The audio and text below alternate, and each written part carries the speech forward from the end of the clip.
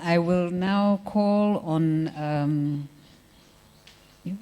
Diana Gichengo. This young lady is the Executive Director of the Institute for Social Accountability, which also engages on issues of fiscal accountability and on debt issues. I believe you are a leader of the Okoa Uchumi Coalition, which works on such issues, and she's going to give us her thoughts on the report, particularly concentrating around the challenges to civil society of dealing with debt issues. We've heard the challenges, particularly transparency issues and the difficulty of gathering information. But the challenges to civil society of confronting and dealing with debt issues in an atmosphere of the collapse of checks and balances, including Parliament, as we've heard, which has abdicated its duty. Thank you very much, Diana. Thank you very much, Gladwell, and thank you very much, Mwalimu Mati, for coming back. It's good to see you. And then to come back in such a powerful way and bring us this report on, first, the treadmill. I agree with Kwame. We are on a treadmill that is running faster. You know, you can be on a treadmill and you're comfortable, right?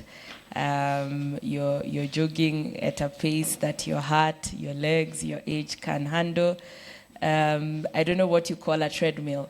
That you're there panting, waiting to die.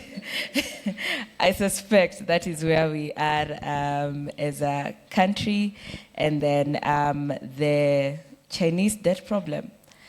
At TISA, and together with Muhuri, we went to court contesting the procurement of the SGR contract. And the Court of Appeal agreed that the procurement didn't meet both the requirements of the Public Procurement and Asset Disposal Act and our Constitution. But when we went to the Supreme Court, we were told everything was adhered to. And so we were like, okay, the highest court has ruled. We respect, but we do not accept. We went back and filed yet another constitutional petition demanding for the SGR contracts. That is still ongoing. So when Murkomen presented something that looked like contract, we were there wondering, it was supposed to be this easy. Then a closer reading of Article 211 of the Constitution, that we've been in court for so long, there has been such an expansive public discussion on the SGR contract, yet Parliament within 7 days can get all these documents. Why are they not getting them? Who would be affected if these contracts were made public? Is it the Chinese? I highly doubt. Then Mwalimu Mati shocks us today with the conditionalities. Where are they? Please can you give us, because those ones we really need. I hope you heard of those conditionalities around the fact that Kenya cannot engage on issues of human rights and governance. We will not politicize the Human Rights Council. And now Kenya is a member. What does it mean when we take such loans? Yes, a 2% interest rate, zero transparency. I doubt it is maybe, I don't know whether it's a requirement of the Chinese, but we are in court for that. We are also in court for Eurobond contracts as well. And for that particular process, the court has postponed judgment 4 times. So I don't know whether there is no ink and paper, but there must be a reason why we are not able to get a ruling on contracts. And this becomes very linked to the issue of a register. Lately, Treasury has been very proud. Just go to our website, you will get anything you require. You go to the Treasury website, you will get entries and numbers. They have even moved a step further, and they give a summary of the project description. But that's still not adequate for us to act decisively on issues of transparency, accountability, and allow people to participate. And remember, it's a single entry, so that complicates it. Whenever we compare the data from Treasury, from the Controller of Budget, and from CBK on debt, rarely do we find congruence. And for the first time, the Auditor General has produced a report that shows huge disparities. For one contract in Sondu Miriu, the disparities in payment between what the Controller of Budget has, what Treasury has provided, is over 600 million. One contract. So if we are to audit all of them, the amount of fraud that you will find in debt is very, very, very high. Now, we are on a treadmill. We are about to collapse because our debt has been growing at a rate of 17.9% annually, average.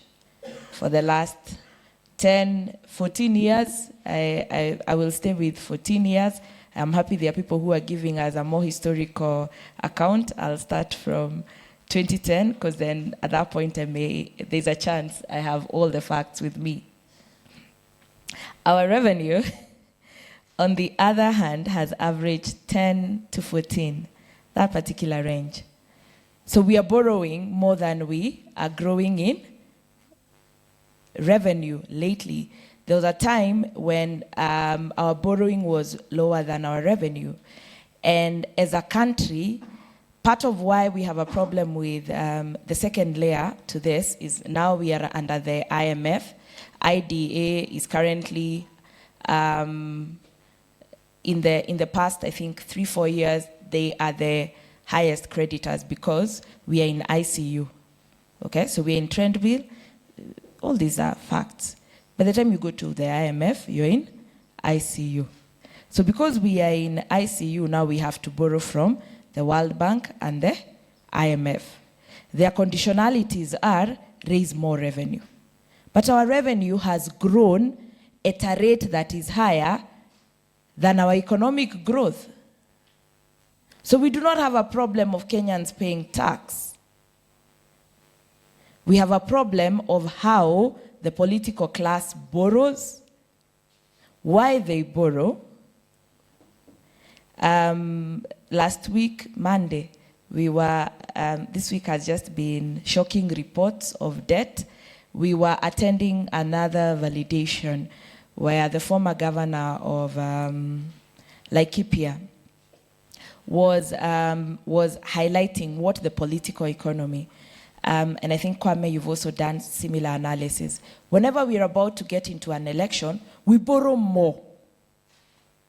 At that point, the Cabinet Secretary Treasury does not hold the same power. They are under direct orders. I must finish this legacy project so that I am re-elected. I must be remembered for.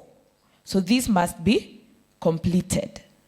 So we borrow significantly more during those particular intervals.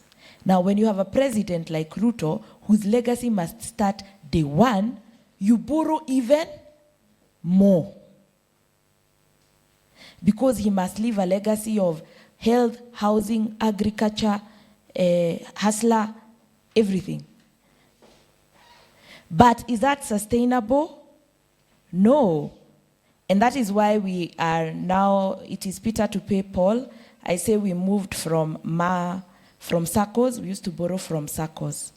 Well-negotiated bilateral loans, a bit of multilateral. We went to banks.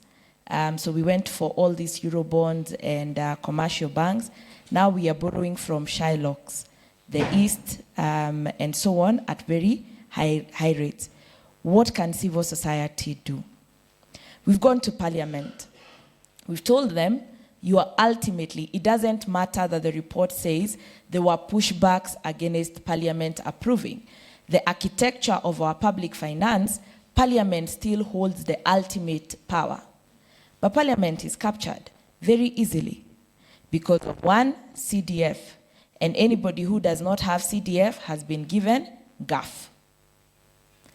And this is pegged on the annual budget. So there's every incentive for Parliament to make sure our budget is as high as possible. That way CDF increases, and they also have their pocket money while the executive enjoys higher pocket money. So the problem of CDF and our debt remains very, very interlinked. But it has not stopped there. We are finalizing an analysis that shows there is a second, Treasury is one of the most powerful institutions, and I like to tell people I have worked more in human rights and governance than I have done the economy. And I used to think getting a hold of the CS, defense, or interior is tough. Wait until you want to deal with Treasury. They know they are powerful, they wear their power everywhere. But when all the other MDAs are going to Treasury, they are very humble. Because if they say you will not spend, you will not spend. But a second cartel has been created in Parliament. Long-serving members of the Budget and Appropriation Committee, alongside members of the Finance and Planning Committee, have gotten ways of appropriating very, very high and new projects for their constituencies. So when the budget gets to them, they are not looking at it for our interests. And whether it means padding it so that their constituencies can be funded, they will stop at nothing. So Parliament understands its power, but it uses it negatively to our disadvantage. The Gen Zs, and let me say millennials so that I fit there, did us proud because they took all the analysis that had been produced by different civil society, think tanks, and demanded a reset. The Gen Zs just demanded a reset. And when they said reject the finance bill, it meant we are rejecting the revenue measures, but we are also rejecting this budget. Go back and let's check our priorities and so on. Unfortunately, both Parliament, the executive, and the party that was the leader of opposition, ODM, led a citizen coup of a process that would have allowed us to analyze all our loan liabilities, our budget, and our priorities, and start working on the reset that Kwame is speaking to. Now, if you look at where we are with Parliament, with CBK, with the executive, to be honest, the only saving grace for our economy is the people and citizen. Unless Parliament gets significant pressure, not logic, people pressure to do the right thing, they will continue as they have done in the past week to pass things that do not work for our current status of being in ICU. The Gen Z protests were good because even the IMF that had ignored civil society for the last 2 years has come back to say, what were you saying? I think you were right. The governance issues could be the problem. Actually, we hope the government will ask for a governance diagnostic. When they do, we will believe you. So the government has asked for a governance diagnostic because they still require IMF, IFC, World Bank money. But they do not care one bit about reforming governance. So unless citizens and civil society come together and then I can assure you the economic issues are tough. They are very complex. We are rarely able to speak to them in ways that get to the people. A very unique collaboration of technocrats in this area, people who are skilled in campaigns, and then Gen Zs on all their streets. We pressure government and we go back to what was intended when people were in Bomas, where parliament as a representative of the people, not of the president, are the ones that are determining how we budget, how we raise taxes, and how we acquire and utilize debt. So I'll pause there for now. Gladwell, thank you. Thank you very much, Diana, for that tour around some of the strategies that civil society uses. She talked about strategic litigation or public interest litigation, campaigns, etc. And of course, informing the public and the challenges of trying to do all this in the context that we are in Kenya, where we have blurred lines between the executive and the parliament, for example, with the infamous CD, Constituency Development Fund, for those of us who aren't Kenyans. So thank you very much for that. I think also Diana pointed out the challenges around, for example, borrowing binges around elections, and we'll come back to that later as we're closing, and including the intimidation of constitutional officers to approve expenditure which they knew was illegitimate. I think some of you will know what I'm referring to. The